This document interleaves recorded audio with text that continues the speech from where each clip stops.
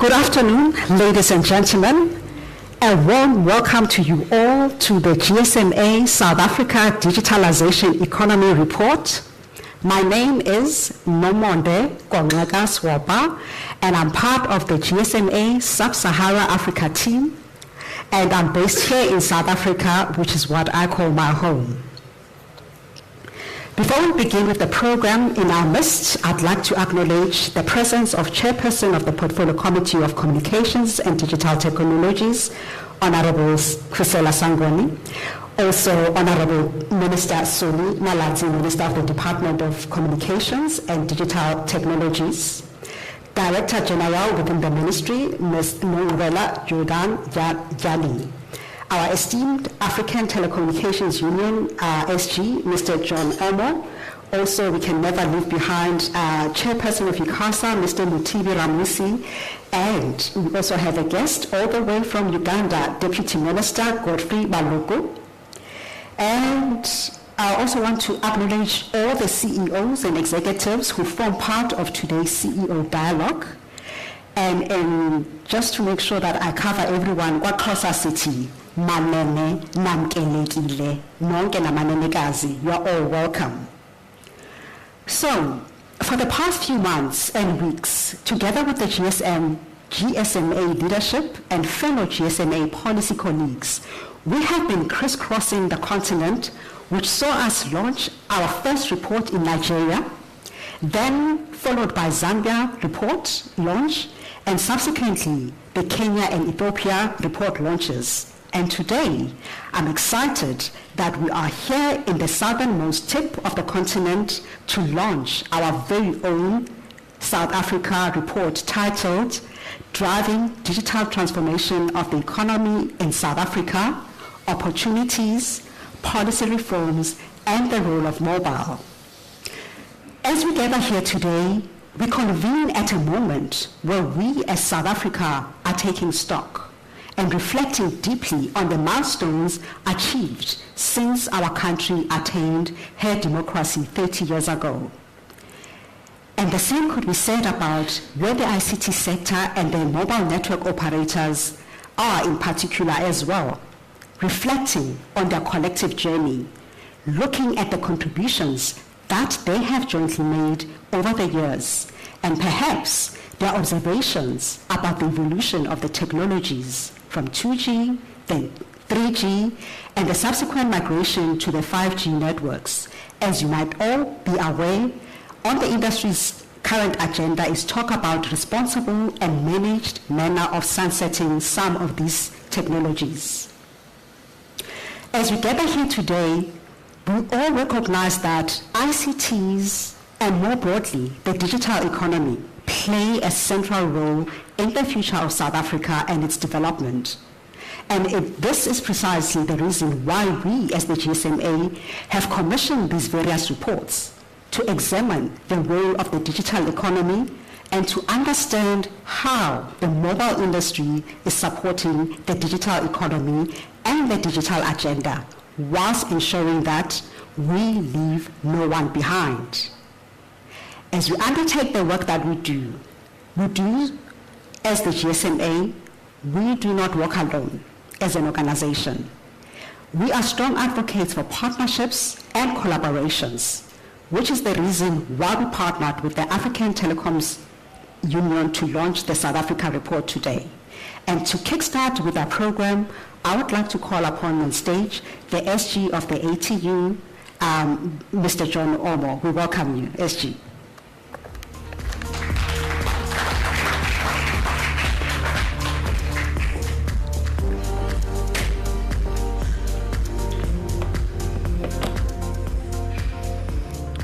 Thank you very much, my sister.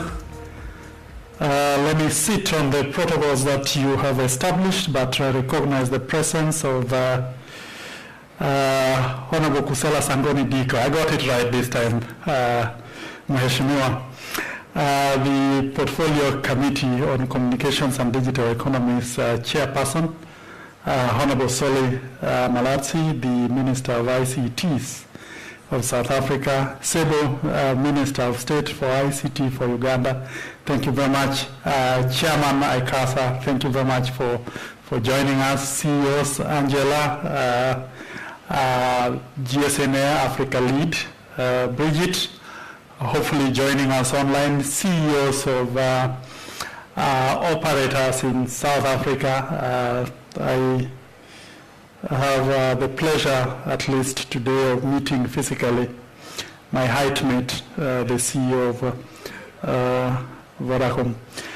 Ladies and gentlemen, let me go straight into how privileged I feel today at the launch of this report for South Africa.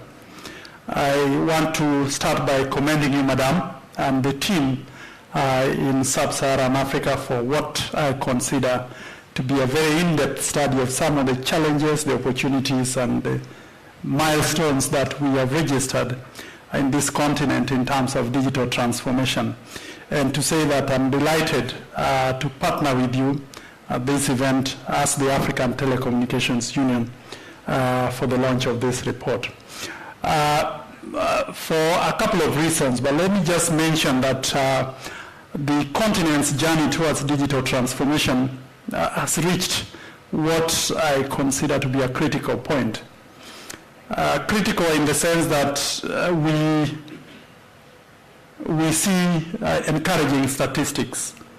We see quite encouraging statistics, but we also see statistics that sometimes make us think, are we doing the right thing at the right pace?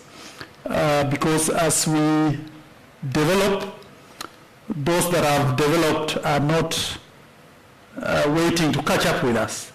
They are still inventing, they are still working hard and trying to improve whatever they know how to do. And so it begs the question whether we need to redouble our efforts a lot more in terms of getting the right things done at the right time. And so my conversation with you today is premised on the need to harness the power that is seated in this room.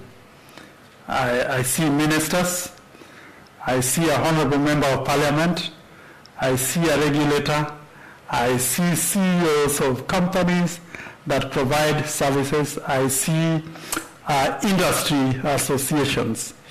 And so I think we can truly, and I see ourselves as consumers. We also have the power as consumers. So I think we can truly harness the power that is in this room in order to push the digital economy agenda to the levels that we think is right for Africa. A couple of forecasts do indicate that nearly 180 billion of our continent's GDP by 2025, 180 billion will be contributed by the digital economy, which would represent 5.2% of the total GDP. And that tells you the potential of this industry, more so if we could do more. But I say, as I mentioned earlier, realizing that potential requires that we audit what we've done. We are honest with each other in terms of the challenges that we are experiencing, both from government, both from the operators, from consumers and everybody that is involved in this ecosystem. But we are honest with each other in terms of the challenges that we experience in terms of how we can, working together, deal with these challenges. I mentioned this morning that we have just about 43% of internet penetration. So we still have the dubious record of the least connected continent. The global average, I said, is about 66, 67. The global average especially is 66, 67. Developed countries have upwards of 90% now. And so we are talking of not just a connectivity gap, but something that has serious ramifications in terms of how we deliver our education, in terms of how our farmers get their produce to the market, relevant markets for that matter, in terms of how our doctors access the medical conditions that challenge us and the solutions to those, and just social inclusion. So we're not talking just of numbers, but we're talking of an ecosystem, an economic ecosystem, where our kids, especially those in rural primary schools, do not have the same access that most likely you and I or our kids have access in Johannesburg or Durban. We're talking about the farmer who is stuck with his or her produce because she doesn't know which market to access. The fisherman with a small canoe in the seas or in a lake, not knowing which landing beach should I get to that would offer me the best price for my produce.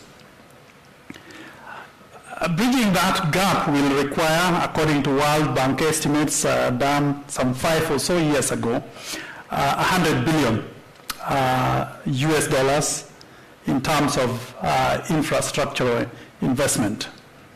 And that, for me, is mind-boggling, because you cannot get one organization, one entity, whether government or the private sector, to put that sort of money in a business. And yet the potential to harness, to get that money is with us. And so I think it talks to what we need to do collaboratively, working together to generate that sort of capital for purposes of ensuring that we connect our people. And from government, it will take the certain policy initiatives that are necessary, regulatory approaches that are conducive to investment, fiscal policies that encourage investment rather than discourage in order to reduce the gap.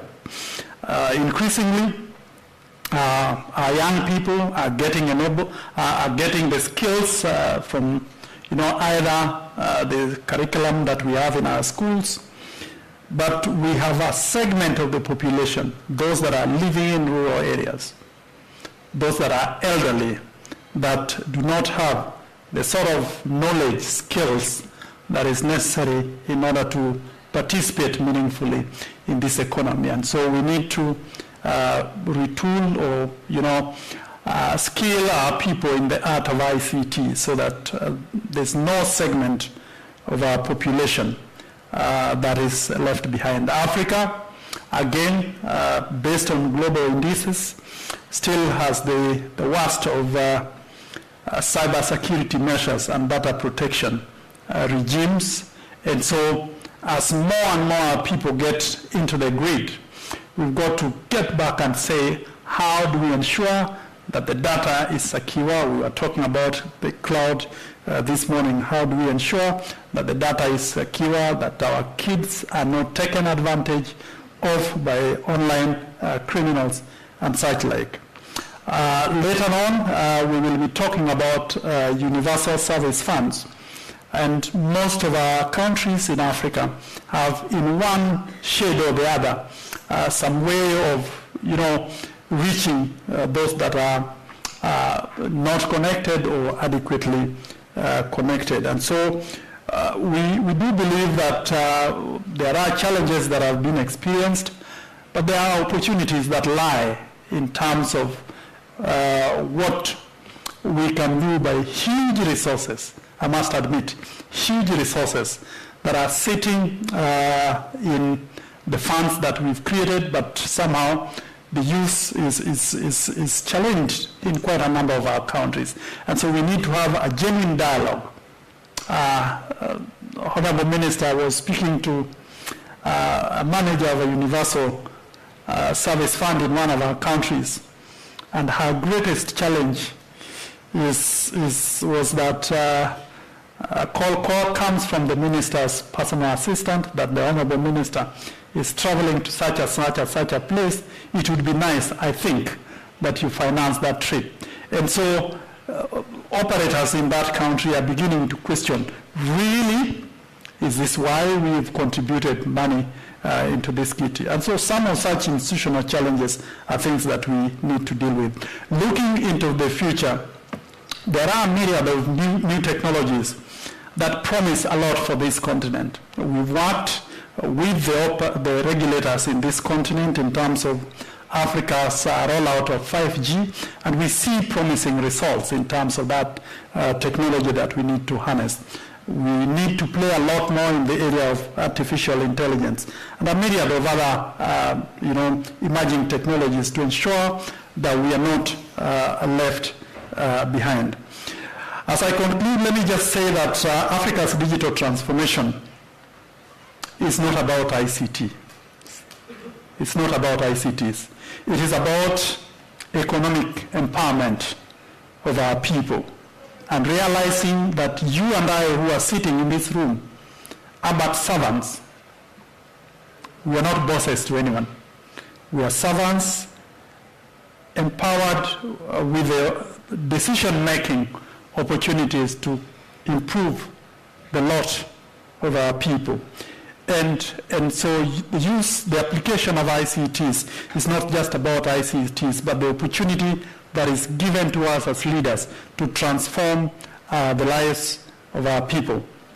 And that transformation, I think, will be achievable only if we redouble our efforts in terms of how the public, the private sector, and all that are involved in the ecosystem work together in terms of policies, in terms of operations, in terms of regulations, in order to harness the potential of ICTs to improve our lot. At the African Telecommunications Union, we've worked with our membership, the governments, our membership, the private sector, in terms of supporting the needs of various constituencies to realize this dream. And we do hope that dialogues such as this give us the opportunity, again, to audit where we have gone wrong, the challenges that we've experienced, how we've gone through those challenges, and to,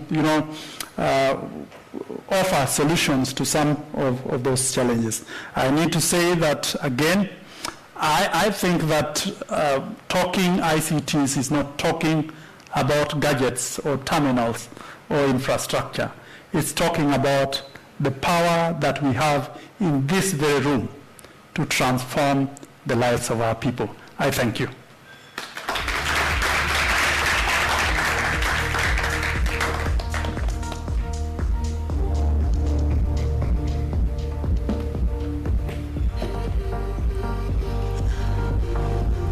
Thank you very much, SG, for those remarks. Indeed, rural connectivity remains a key challenge for us.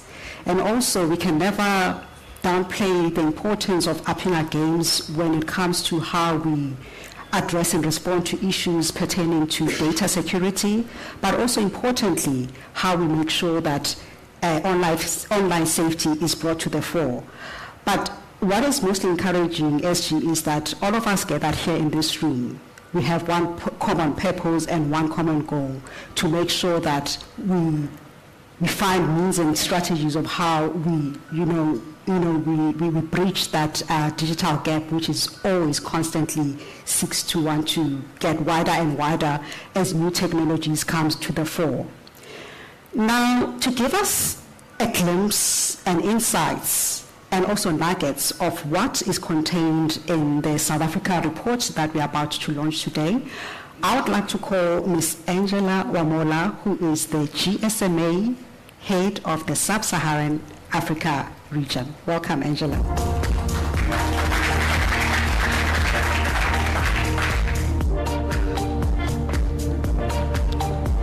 Is it clicker?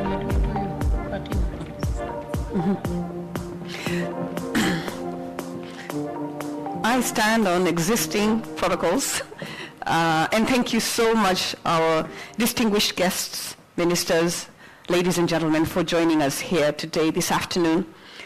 And I thank you for the time that you have given us, because I think early in the morning we did have another session, and I think it's a good segue into what we're going to discuss this afternoon as we launch the digitalization study for South Africa and look at the opportunities that we have in really unlocking the potential of the digital economy here. And I think the challenge we have to look at is what is the role of digital technologies in the whole scheme of things, right? We understand various indicators that show us the potential in Africa, all right? When we just look at the last 10 years of the Africa we want, Agenda 2063, how we have really punched above our weight, leveraging just a rudimentary technology such as 2G. Africa has contributed $913 billion in just mobile money movement on 2G technology. So the question is, how can we unlock that for the mobile internet economy? Because that's the next opportunity in leaving no one behind in Africa. The question is around, what are the challenges that are facing the sector as an enabler of other sectors and the entire contribution of the digital economy to our economies? So what are those challenges that we need to talk about here, and those reforms? Because we need to make evidence-informed decision-making in our policies and in how we invest our limited resources in private capital to really sort of accelerate the opportunity that we have. So we look at this report, and as you see, the nexus right there is in terms of partnerships to unlock that digital economy sector. Now, in South Africa, as we dovetail really into the discussion of this report that we have here, and you all have a copy of this in your bags, we shall be launching it in due course. We see that between 1999 and up to around 2008, 2009 financial crisis, the GDP in South Africa was really growing at par with sort of like the rest of the world in terms of the lower middle class income levels. But then it has stagnated over the years up to now. And that's part of the challenges that we face, particularly in a post-pandemic world, in terms of the shocks of the macroeconomic climate, skyrocketing prices in energy, you understand, and the devaluation of our currencies. South Africa is not alone in this area of struggling. And so we want to understand what's the potential that's sitting around unlocking that growth. We look at South Africa, in terms of the entire African ecosystem, really has played its role in terms of strategies that look at how South Africa as a nation can address their play, the critical role that digital play does in unlocking the economy. You have the backbone of the National Development Plan 2030. You have how it aligns very closely to the Africa We Want Agenda 2063. And looking at how the Presidential Commission on the Fourth Industrial Revolution unpacks that with the SA Connect and the master plan that exists, the building blocks are there in terms of policies. But we want to partner as an industry with the ministry and the government in general in working at what are the areas of improvement that can really bolster how this strategy can unlock that potential, so that by 2030, the potential of closing the usage gap is realized. And we'll go into details on that in this presentation. So this is where we stand today in terms of the contribution of the telecommunications sector to the GDP. 4 to 5%, roughly around 200 billion South Africa rand, of which 58% of that is from mobile operators, who last year contributed 120 billion South Africa rand in revenue. All right? So think about that enablement effect that I'm talking about here. How do we help the sector become an enabler of other sectors? Because just the sector alone, 30,000 direct jobs, employment. And when you look at it, indirect contribution, it's more than 160,000 plus jobs that are created by the sector alone, with 4% contribution to government tax collection in terms of revenues. Now, how does this translate to other sectors. Because as you can see right there in that chart there, the communication services just contribute 1/3 to the GDP. Just 1/3. So what about the rest of the sectors? How can we unlock that value? And the foundation is around the digitalization across not just government as one of the enablers of where our consumers derive value in terms of services delivered by government, but they also looks at unlocking all sectors. Agriculture is a backbone of many of our sectors, not only in South Africa, but Africa as a whole. And you find that a lot of the MSMEs in Africa, they derive a lot of their economies from agro-based services and solutions. Mining, transport. For us to unlock the AfCFTA, the corridors must be unlocked. And therein lies, how do we use the digitalization of the transport corridor in terms of increasing its productivity and lowering the inefficiencies? Because around 20% of costs are lost in terms of transport. That's a cost that's passed on to our consumers, making all us uncompetitive to one another in how we can deliver our goods and services. We can't belabor the points of even digital health and manufacturing, right? A lot of the manufacturing is based, again, on agro-based products. So this is the whole potential we look at. How do we drive that growth? The numbers are there. Increasing outcomes in health, in education. So the question is, how do we unlock that economy? When we look at how South Africa ranks across its peers globally and not just in Africa, right? South Africa has a potential of becoming or leveraging the infrastructure that it has invested over the years towards being a bigger contributor, not only to South Africans, but to Africa in general. And we look to understand how can we leverage that competitiveness for South Africa, given that a lot of their challenges are around the amount of investment that they put in is bigger than what they yield in terms of returns. Because right here you can see that in terms of competitiveness, there's a lot of more work to do. But when you look at the contribution per capita of South Africa compared to the same nations that I've shown before, South Africa is punching right up there. But what does that tell you?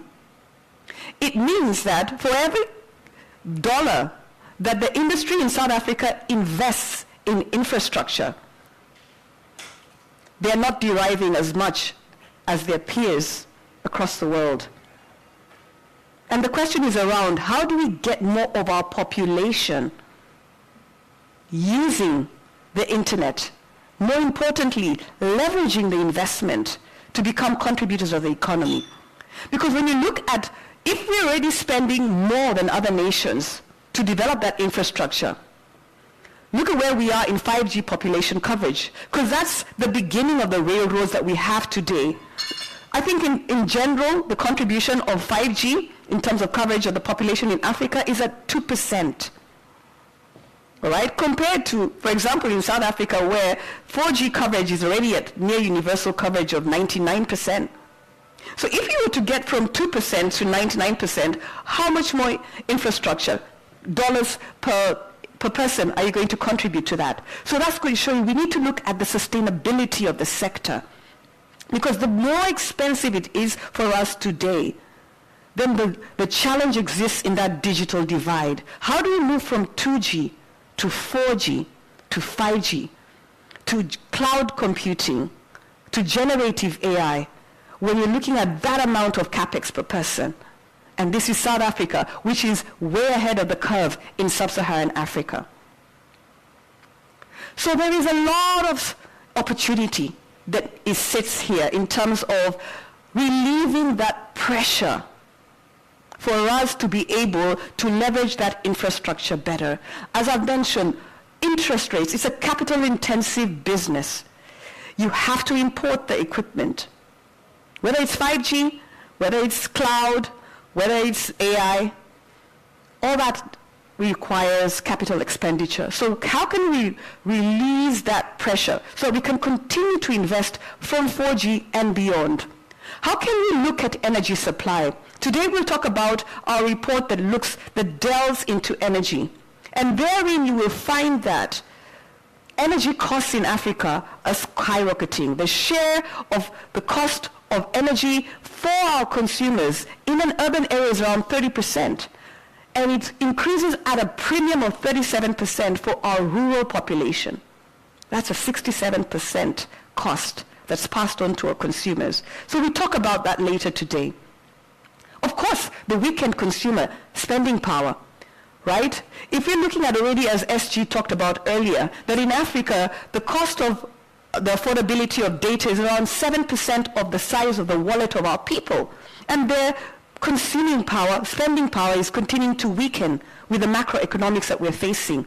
Whereas the average and the recommended average is around 2%. So how do we move from 7% to 2%? So these are the pressures that we need to understand, because to unlock the digital economy requires us to understand those unit costs much better. So the crux of the matter is we recommend 6 areas that we can look at working with government towards unlocking that potential. And I'll talk about the potential as my last closing slide. What does that potential look like in Africa? All right? So I've talked about how we look at sustainable investment, those policies, that evidence-informed decision-making that we can empower our partners in government to look at. What are those spectrum policy decisions? Because at the end of the day, mobile technology works on spectrum. That's it. You know, it's not digging fiber on the ground. And so how do we look at this critical tool, this service that we have? And what are these measures that are around the capital-intensive nature of our business? What can we eliminate to reduce that uncompetitiveness when you look at the ranking with other peers across the BRICS nation and globally? It's about the costs in terms of right-of-way, just for fiber rollout. The costs in terms of energy, as I've mentioned, and the costs in terms of security. How do we avoid vandalism, fiber cuts? Really, some of these costs are in our control. And we also look at, from the consumer perspective, as I've mentioned, the affordability of the device, because the railroads are out there already for 4G, as I've mentioned. You can't have 98% coverage. In sub-Saharan Africa, it's about 85% coverage of the population of 4G, and yet you only have 36% of the population using 4G. What happened to the rest? So how can we lower those costs? And how can we implement, as I've mentioned, the policies that are already out there? Brilliant policies around the National Development Plan, SA Connect, right? We have everything we need. How do we just implement it? How can we work together as a partner to the governments to be able to realize this potential that already exists today? And then lastly, as we look to beyond these technologies, 5G and beyond, the infrastructure that was laid in terms of building the backbone of telecommunication services sits on policies and regulatory frameworks that are quite old. We need to modernize them in order to look at what are those barriers for competitiveness to bring down that cost to consumers, because there are certain overheads that do not need to exist today. And so we look at, having looked at all the policies that are there, ICASA, recommendations, how do we begin to look at those reviews and implement them? And what sort of consultation needs to happen across all the stakeholders, because we have all the evidence we need to make those informed decisions to increase that social economic impact that we're looking for. The guidelines that we recommend are that cohesion across all sectors, that consistency in looking at our policy decisions and recommendations. And what are those trade-offs that I've mentioned that we need to have, say spectrum versus the reach in the rural population? You understand? Energy costs. How do you look at those spectrums in terms of more use of renewable energies and less reliance on diesel and generators. How do we look at the longevity of our strategy beyond ourselves? Because that's important for us to leapfrog and take advantage of those opportunities. When we look at spectrum policies I've mentioned, when we look at how spectrum is looked at in the long run, the efficiency in terms of the assignment of spectrum for rural versus urban, for the use cases of the industries, for education, for health, we can achieve our digital objectives if we just look at those trade-offs in terms of what are the economics to reduce the unit costs that are passed on to our consumers. And so when we have such robust oversight frameworks, industries, government, ourselves working together, we are able to enhance those frameworks that already exist today. And therefore, even leveraging acts, core principles, and recommendations, as I've mentioned, when we have too many technologies to support, it becomes more difficult for us to transit our consumers today to those more energy efficient, more productive technologies that the rest of the world is looking at. When we look at effective network deployment to reduce the capex per user, how do we then look at, like we said, rapid deployment? Because when you go to the rural areas, as I've mentioned, the costs increase by more than 40%. Yet the majority of the population today who are not using mobile internet are in rural areas. It's 58% less likely for somebody in the rural area to use mobile internet than in the urban area. And with women to men ratio, 32% of women less likely to use mobile internet than men. So these barriers, to unlock them and remove them, we need to look at how do we then deploy our infrastructure more rapidly to those people who really need it. Yeah? When we look at broadband and digital skills, as we've mentioned, it's not just about giving the device or lowering the cost of data.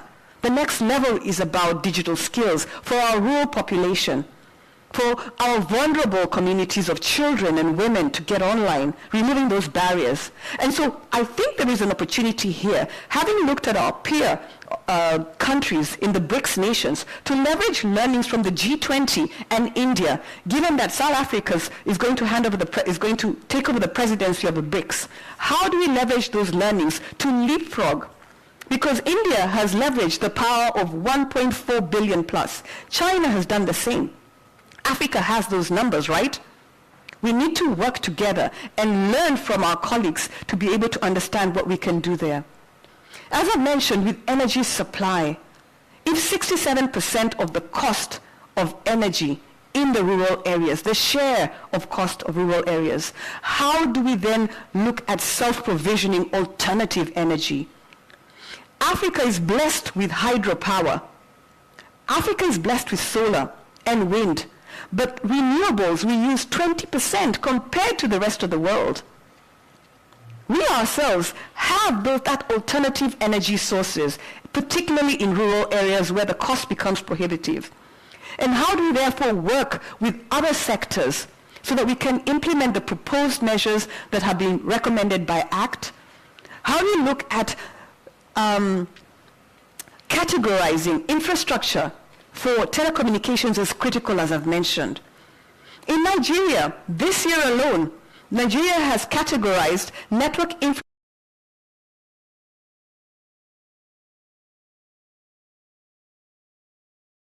more value from the infrastructure that's already been put on the ground. And that signals to private capital that you're lowering the risks associated with investing in Africa. How do you look at reducing those regulatory obligations, license obligations? Because at the end of the day, it's for our rural population. Because we were going to do it anyway. We can't leave anyone behind. We know that. Africa works like a village, right? We are not leaving our people behind. So how do we build more trust in how we look at license regulatory obligations so that we work together as partners? And when we look at security, as I've mentioned, vandalism and theft, look at the losses in 2023. Millions of rand in just looking at vandalism, theft. That money can go into digital skills. into creating safety for our women and children to be more safe online, right? We can use that money and redirect it towards stimulating growth in digitalization of government services in the sector, in agriculture, as I've mentioned, and other sectors. So I think critical infrastructure should be the status that is adopted for telecoms, and that's our recommendation. We've done it in Nigeria through the same recommendation, and I think this is work and discussions that are underway in many African governments. The question is, can we implement? Can we move from discussions to action? When we look at device affordability, as we've mentioned, the average in sub-Saharan Africa is 64% of the cost of taxes is in devices. And another 58% excise duty on data. In South Africa, we're saying if we can revisit that sort of premium that is looked at on devices as being a luxury item. Let's put it in plain English language, all right? We are farmers. If you have an acre of land, all you need is the tool to dig the ground. But it's the same in the internet economy. The pipes are there, but how do we dig? You need the device. So should the device be seen as a premium, or should it be seen as a productive tool? Because it's the same understanding of energy. If you look at energy from the perspective of its look at data and the device as a tool for increasing productivity, then you'll be able to see it as a tool and not a luxury item. So both in the eyes of government and the consumers, we need a mindset change.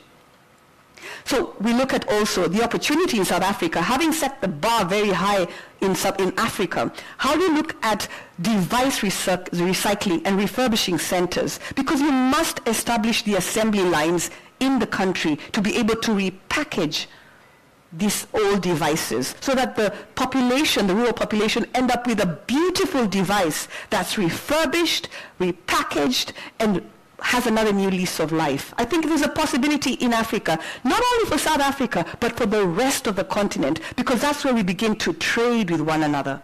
How can you become a manufacturer and a local assembly of these devices?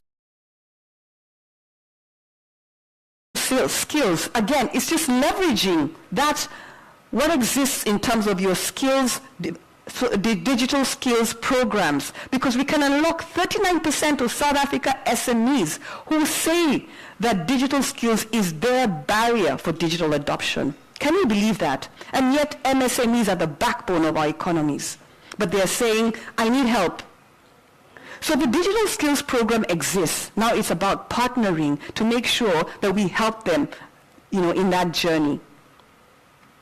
And when we look at, like we said, the digital master plan already exists. We have capacity, but we need to help stimulate the growth in that capacity so that there is more effective coordination and implementation of that master plan. It's not the lack of having it, but how do we make it work for us before 2030 just comes up upon us? There's an opportunity right there, and we've said, look at where India and other G20 countries are right now. Same strategies that they've put in place. We need to leverage what we can do with what we already have. And I said, lastly, looking at, if we have an Electronic Communications Act that's more than 20 years old, then we remain uncompetitive compared to our peers in terms of how we can derive more value for the same dollar that we invest in our networks. So it's time to modernize. It's time to look at the existing license and spectrum tries. It's time to look at a level playing field in terms of how we view the telecommunications sector, which I've mentioned contributes 200 billion rand in a year, to see how we can leverage that to unlock that value and create that level playing field. Look at policies that we can draw learnings from. And lastly, just look at how we can enhance and ensure that our policymakers and our regulators continue to add value to what we're doing. And so this is the opportunity as I wrap up. This is where South Africa has grown over the last 10 years. As you can see, today where we stand, South Africa has moved from 33% of its population online to more than half. At 54% today of your population is online and using mobile internet. That is double the number of the sub-Saharan Africa average, which is 27%. So the rest of us have a lot to learn in how we can bring more of our people online. But there is a gap. You can't leave half of your team sitting on the bench. What are those 44% today doing who have access to a 4G, 3G signal but have never gone online? And that's your population right there, of which 58% are in the rural areas and 32% women. That's not correct. We as Africa have the challenge of leaving nobody behind. And so we represent and say, if all the policy recommendations that I've highlighted today are adopted, we have the potential to move from 44% to 30% by 2030. Now, that 3% contribution is a third of the adult population, because when you break down that number of 30%, 20% are youth under the age of between 15 and 24. But the majority of the population, the adult population today, a third are not online, and we have the capability today to bring them online. And therefore we say, let's work together to accelerate mobile internet adoption to close that usage gap, so that by 2030 you are looking at just 30% more who need a lot more focus. But the stone has started gathering moss, and therefore its propensity to roll faster and further is higher by 2030. So we thank you for this opportunity to share with you these highlights, and we look forward to sharing with you this report which you have, and we're available to answer any questions during the panel and the discussions with our participants today. So thank you so much for listening to me.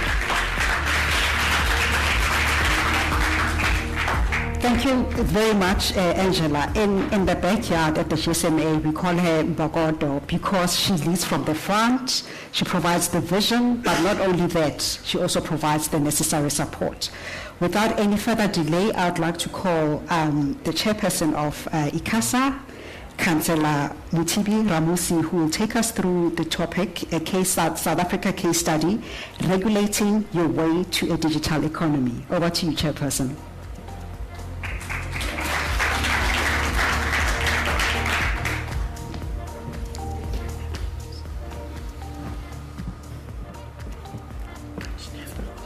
Okay, it's partly.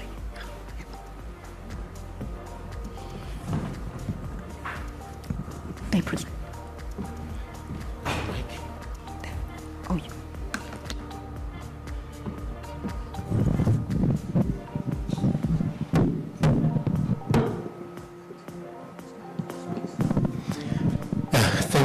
Thank you, Program Director. Good afternoon, Honorable Minister.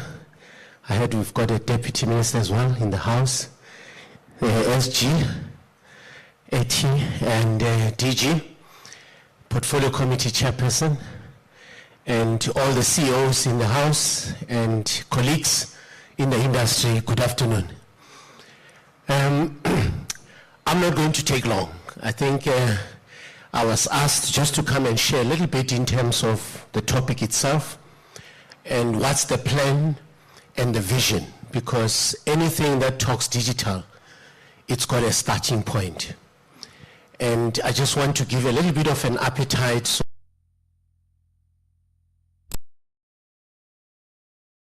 about certain barriers that we need to take them out from the road. Now, I think we've heard from the political structures all over the world that the future requires a digitally enabled environment. Now, the question has always been, how does this digital enabled world look like? Because if that is a problem statement that needs to be solved, from a regulation point of view, we need to find agile tools through regulations to make sure that we respond to the problem statement. Now, what do we need? It's going to be a journey that requires a clearly defined policy prescripts, because if you don't define the future, you will come up with ambiguity when it comes to regulation. Now, that's one tool. That's what, as regulators, we'll be looking at in terms of that. Then secondly, is the issue of knowledge.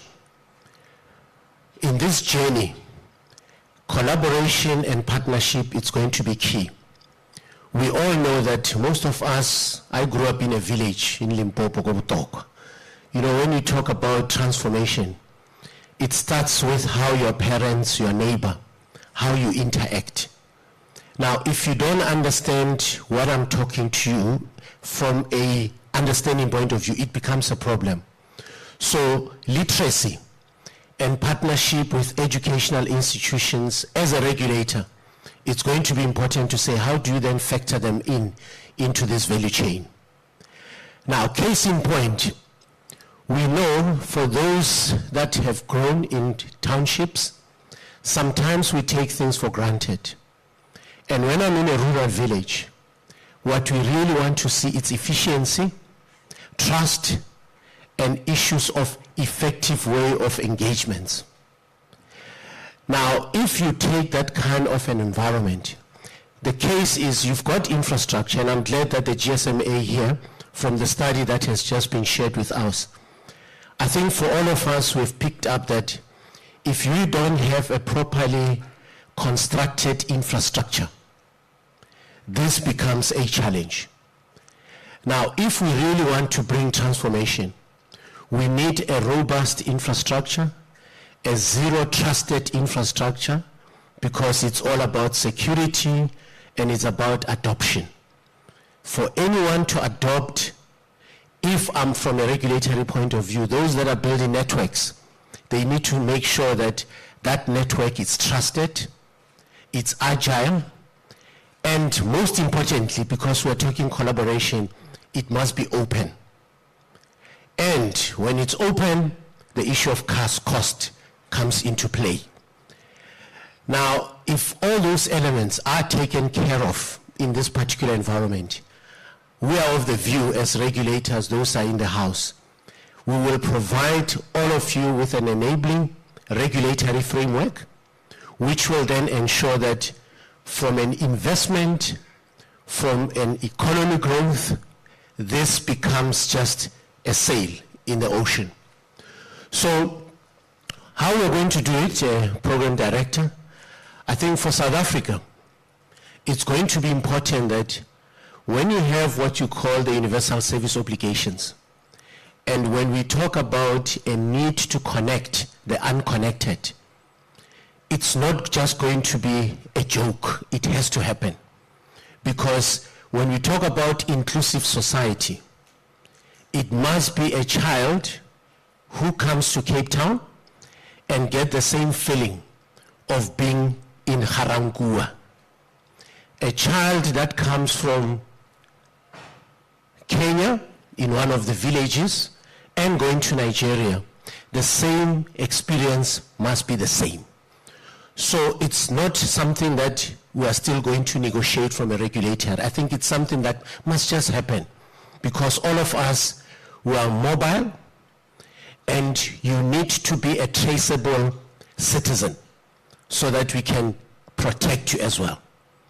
So I don't have to talk to the converted. I think for me, what I've seen, the numbers are real. I think now it's a question, Minister, to say, how do we then rewrite our policies so that from a regulatory point of view, we don't find ourselves engaging on theory. We must engage on implementation plans that are measurable and that has got an impact at the end of the day. So the case for South Africa, SG, obviously for the continent, would like to make sure that when we talk to our principals, we need to show evidence that yes, there's no connectivity in this area. When we go to the parliament, I'm glad that the chairperson is here, they will be asking for evidence, because sometimes we talk theory. And as regulators, in order for us to have evidence-based regulations with outputs, it requires money. So I think if we get that and we get the skills, the future looks very possible to be attained. And I think the way to regulate, as I said, is transforming the mind and be transparent and just collaborate and talk and be honest. Honesty will take us to where we want to go.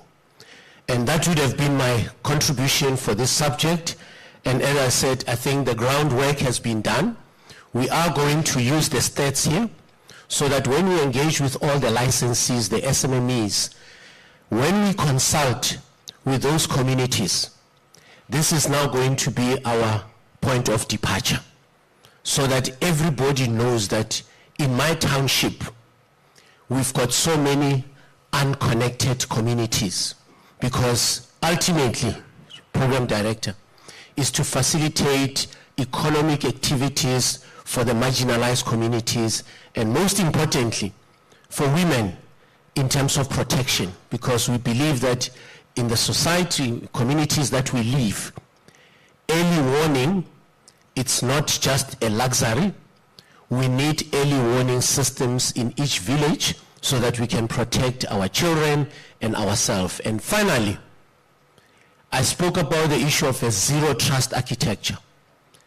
Now, licenses, Minister, is going to be important. You know, sometimes when people build networks, it becomes too technical. And GSMA, as members, I think we need to make this subject very easy to engage, because ultimately we are going to write very complicated regulations. So make it very easy so that when we regulate, when a policy maker like my minister comes with policy, it mustn't be too much of a legal document. It must be an enabling document that transforms all of us. But I'm excited.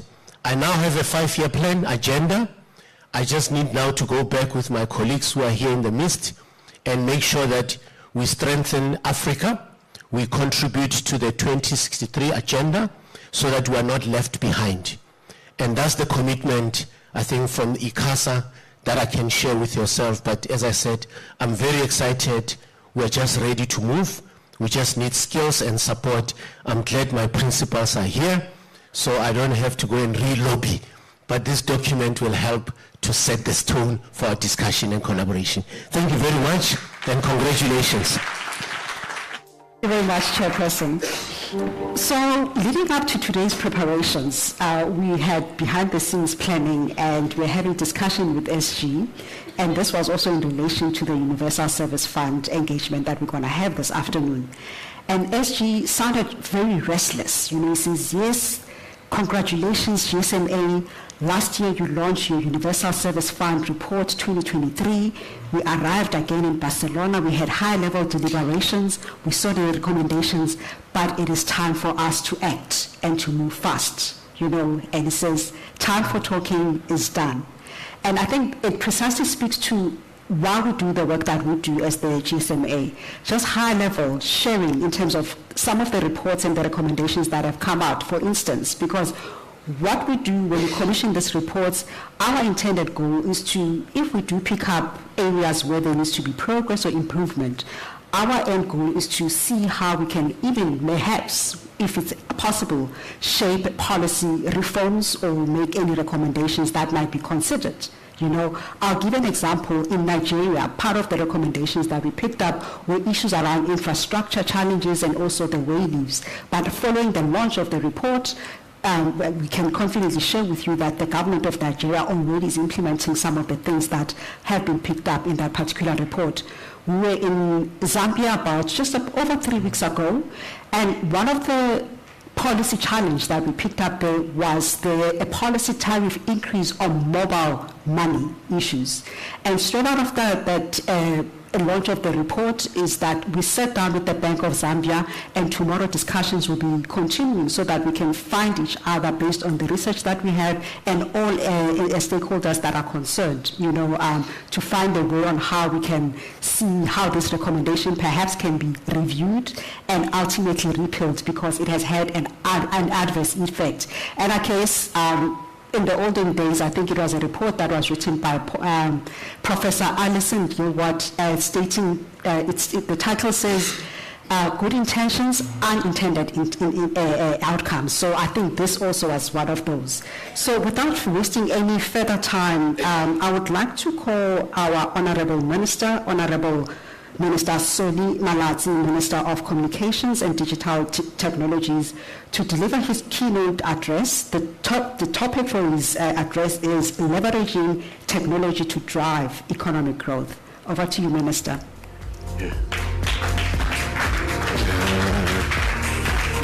Let's see. Okay. Thanks very much, Program Director. I see the Deputy Minister from Uganda had to rush to another engagement, but we'll acknowledge him.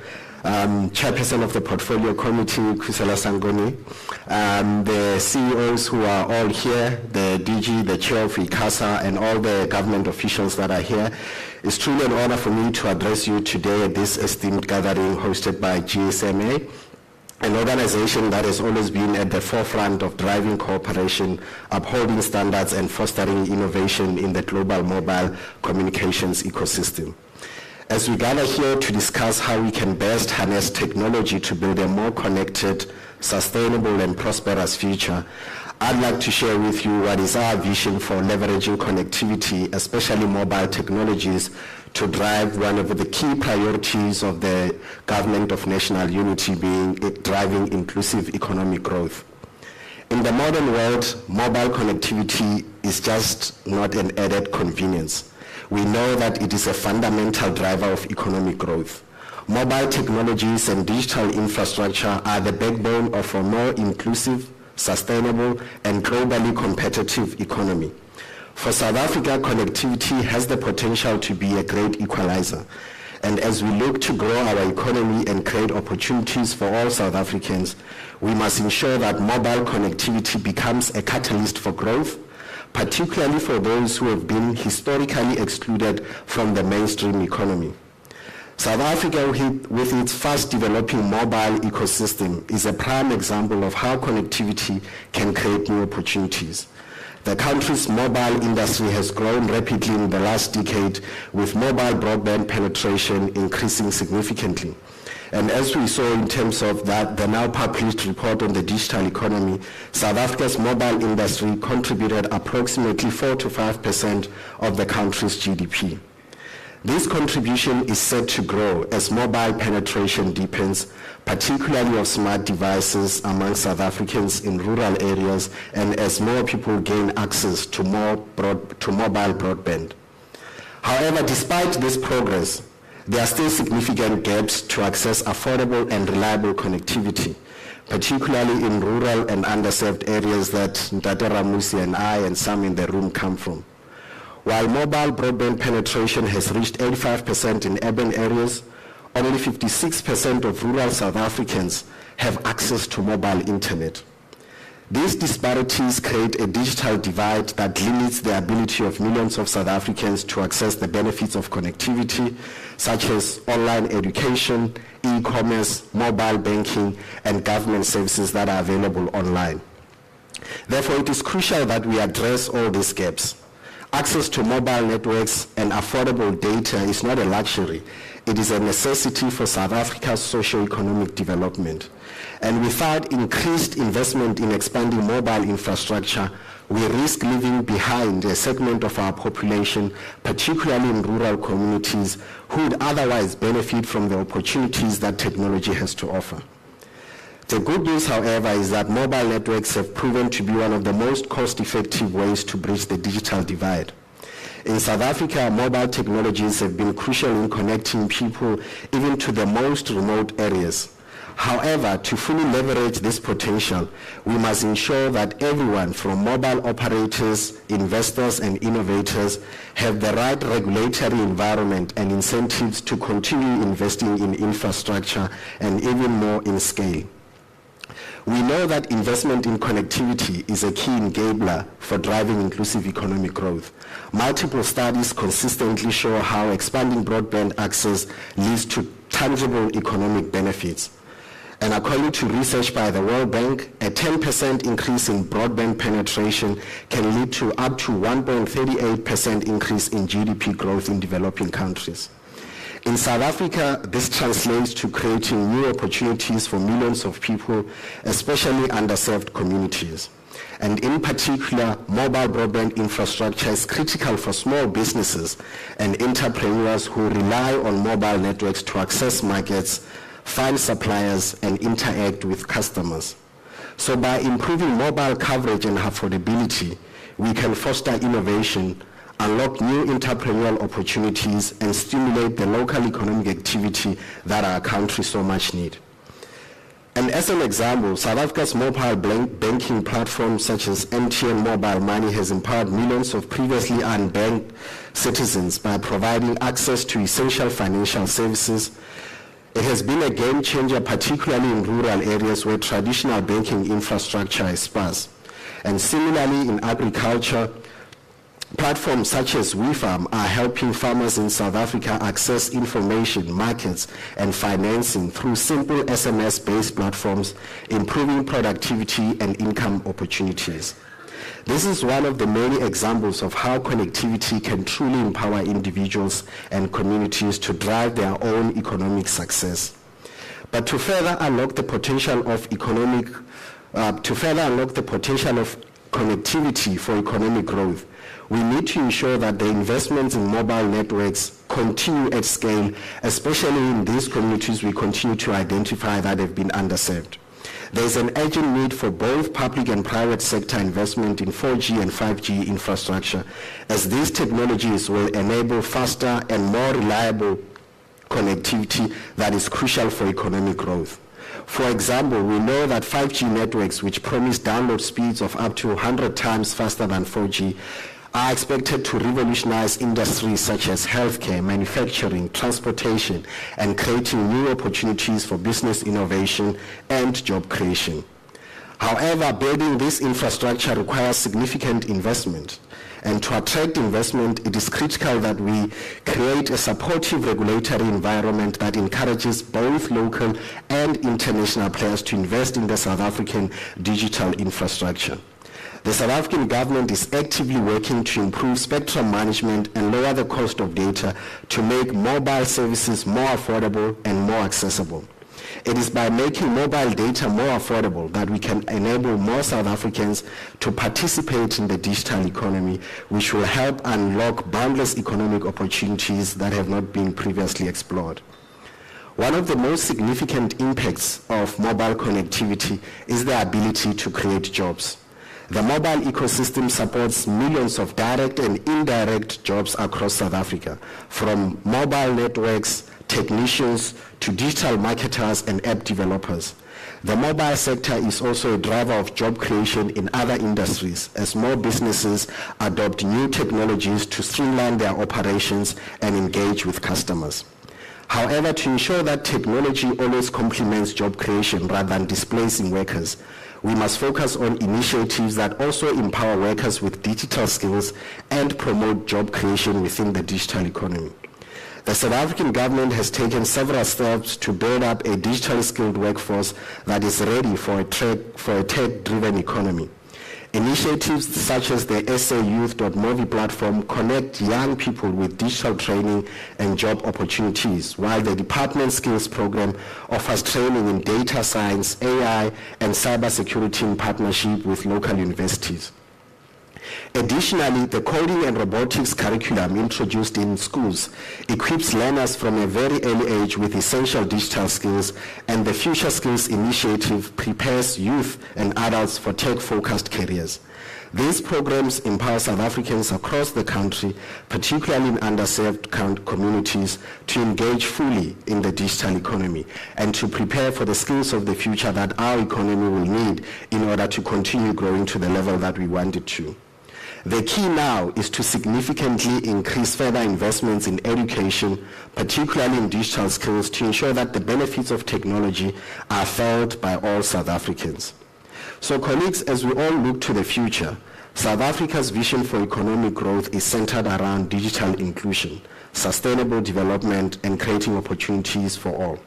The GSMA's leadership in driving innovation, sustainability, and interoperability in the global mobile ecosystem is a key asset in helping us realize this vision.